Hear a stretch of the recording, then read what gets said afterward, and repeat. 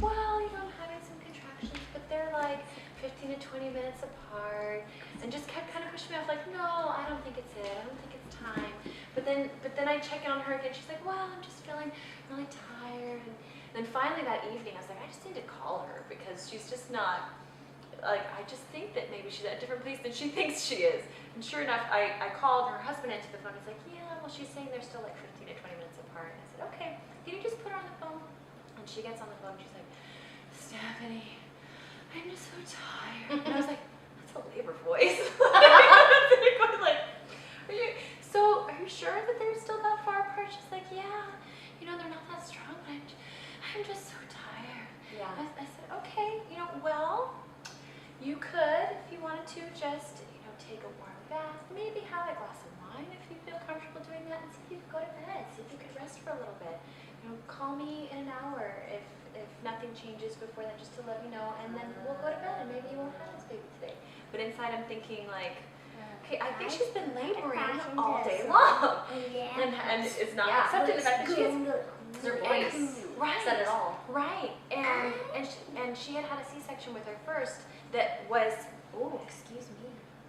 that was induced, and she didn't experience a lot of natural labor the first time.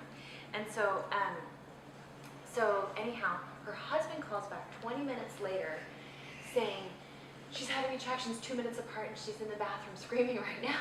And I said, okay, put her on the phone, because I could hear her in the background freaking out.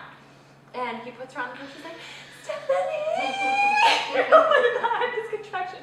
And I'm like, Carrie, and I've never had to do one of those, like, get down to business chats. I've never had to do that. It's always been the, okay, honey, you're fine. And I do, Carrie, listen to me. I want you to take a deep breath right now. And I want you to be a big one. No, longer. Okay, and now I want you to make your breath sounds low. And I really had to talk her down off the ledge because she was freaking out. And because all of a sudden, her body, and I don't know if it's because she had been given permission to relax or what, but all of a sudden, she went into transition. Amazing. And when I got to her house, we were talking about eye contact, the power of eye contact. When I got to her house, she was getting into the car to go to the hospital, and that was the plan, was for me to get there and for us to go to the hospital together. But she gets into her car, she sits down, and I come up and stand beside her. She rolls her head over to me like this, and her eyes are like her pupils are blown, and her eyes are just looking at me. And I was like, Carrie, you're gonna have your baby now. We're gonna go to the hospital, and you're gonna have this baby, okay? She's like, she's just. She was communicating all with her eyes. Oh yes, she couldn't say anything. Like, she's just sitting here nodding her head and everything. And we drove to the hospital, and I was driving along behind her in my car, and I could see her having contractions because she would be sitting in the passenger seat, and then her head would start to shake like this, like she's saying, like, no, I can't handle this. We got to the hospital. She was at 10. She pushed the baby out a couple minutes later, and there you go, successful VBAC. But it was like she needed that moment of eye contact to tell her, like, okay, I know you're freaking out right now, and I know that this labor kind of snuck up on you, but you're going to go have your baby, and it's going to be okay. And she had a beautiful baby girl. That's the thing we do as doulas, is we appreciate the eye contact. It's not casual. It's like message driven.